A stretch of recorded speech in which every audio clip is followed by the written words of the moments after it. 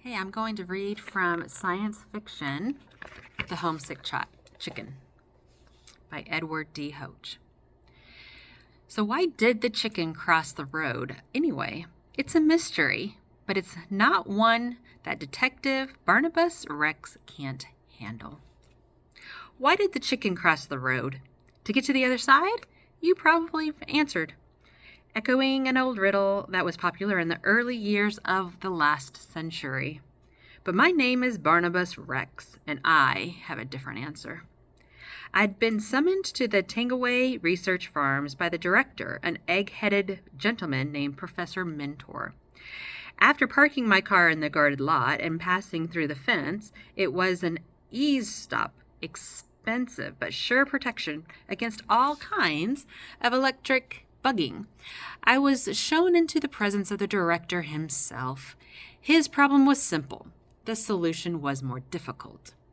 One of the research chickens pecked its way right through the security fence, then crossed the 8-lane built highway to the other side, and we want to know why.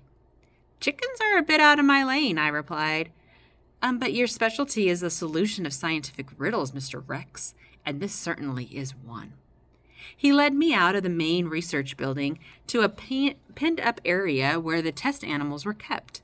We passed the reinforced electric cage in which he pointed out the mutated turkeys being bred for life in the domes of the colonies on the moon. Further along were some leggy-looking fowl destined for Mars. They're particularly well adapted to the Martian terrain and environment, said Professor Mentor. We've had to do very little development work. We started from desert roadrunners. What about the chickens? The chickens are something else again. The strain called Zip 1000 is being developed for breeding purposes on Zipoid, the second planet of Barnard's star. We gave them extra strength beaks, something like a parrot's, to crack the extra tough seed holes used for feed. The seed holes, in turn, were developed to withstand the native fauna, like the space lux and the asteroid. So that, aren't we getting a little off course? I asked. Oh, yes, the problem.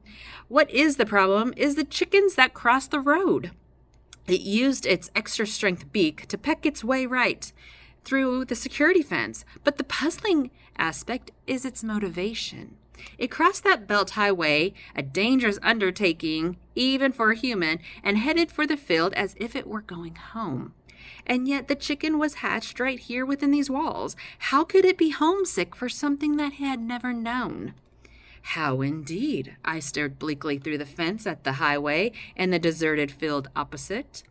What was there that attracted the chicken, even one of Professor Mentor's super chickens, to that barren bit of land? I should have a look at it, I decided. Can you show me the spot where the chickens crossed the highway? He led me around the large pen to the spot of the fence where the steel plate temporarily blocked the jagged hole. I knelt to examine the shards of complex multi-conductor mesh. Once more impressed by the security precautions. I'd hate to meet your hybrid chicken on a dark night, Professor.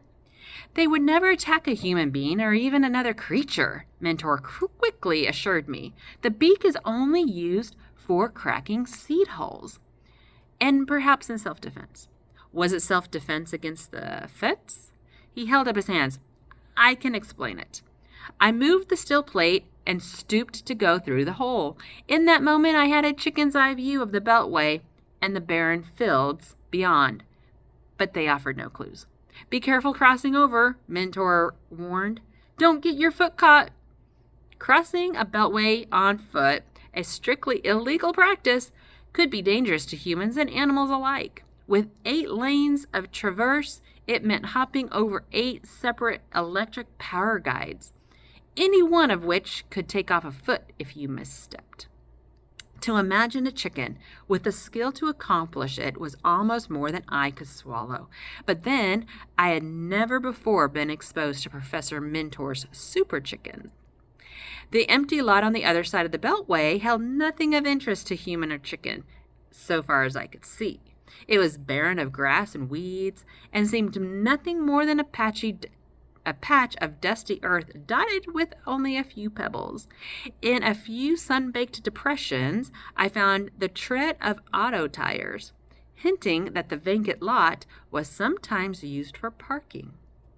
I crossed back over the beltway and re-entered the Tangaway compound through the hole in the fence. "Did you find anything?" Mentor asked. "Not much. Exactly what was the chicken doing when it was recovered?" "Nothing. Pecking at the ground as if it was back home." "Could I see it? I gather it's no longer kept outside." After the escape, we moved them to the interior pens. There was some talk of notifying Washington since we're under government contract, but I suggested we call you first. You know how that government is about possible security leaks. Is Tangaway the only research firm doing this sort of thing? Oh no, we have a very lively competitor named Beaverbrook Farms. It's part of the reason for all the security. We just managed to beat them out on the Zip 1000 contract. I followed him to the windowless room lit from above by solar panels, and the clucking of the chickens grew louder as we passed into the laboratory proper. Here the birds were kept in a large enclosure, consistently monitoring the overhead TV. "This one," Mentor said, leading me to the pen that held but a single chicken with its oddly curved beak. It looked no different from the others. "Are they identified in any way? Laser tattoo, for instance?" "Not at this stage of development. Naturally, when we ship them out for space, they'll be tattooed." "I see." I gazed down at the chickens, trying to read something in those hooded eyes. "It was yesterday that they crossed the highway?" "Yes." "Did it rain here yesterday?" "No. We had a thunderstorm 2 days ago, but it passed over quickly." "Who first noticed the chickens crossing the road?" "Grainley, one of our gate guards. He was checking security in the parking lot when he spotted it, about halfway across. By the time he called me and we got over there, it was all the way on the other side." "How did you get it back?" "We had to tranquilize it, but that was no problem." "We must speak to the guard, Grainley. Follow me." The guard was lounging near the gate. I'd noticed him when I arrived and parked my car. "This is Barnabus Rex, the scientific investigator," Mentor announced. "He has some questions for you." "Sure," Grainley replied, straightening up. Ask away." Just one question, really," I said. "Why didn't you mention that the car was parked across the highway yesterday?" What car?" A parked car that probably pulled away as soon as you started after the chickens." His eyes widened. "You know you're right. I'd forgotten till now. Some kids. It was painted all over with stripes like they're doing these days. But how did you know?" "Sun-baked tire tracks in the depressions where water could have collected. They told me a car had been there since your rain 2 days ago. Your employee uses the lot here, and no visitors would park over there when they had to cross the beltway to reach you." "But what does that mean?" Professor Mentor demanded. "That your mystery is solved," I said. "Let me have a tranquilizer gun and I'll show you." I took the weapon he handed me and led the way back through the research rooms to the penned-up chickens. Without hesitation, I walked up to the lone bird and tranquilized it. One single shot. "Why'd you do that?" Mentor asked. "To answer your riddle."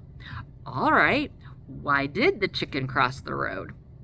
"Because someone wanted to play back the contents of a tape recorder implemented in its body. For some time now, you've been spied upon, Professor Mentor. I imagine by your competitor, Beaverbrook Farms." "Spied on? By that chicken?" "Exactly.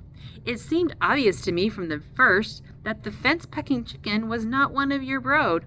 It was much too strong and much too homesick. But if it wasn't yours, it could have been added to your flock serendipitously, and that could only have been for the purpose of industrial espionage. Since you told me Beaverbrook was doing similar work, this has to be their chicken. I think an X-ray would show a micro miniaturized recorder for listening in on your secret conversations. Crazy thing I've ever heard, Professor Mentor muttered, but he issued orders to have that sleeping chicken x-rayed. It was a simple task for them to drop the intruding chicken over your fence at night, perhaps lassoing one of your birds and removing it so the count would be right.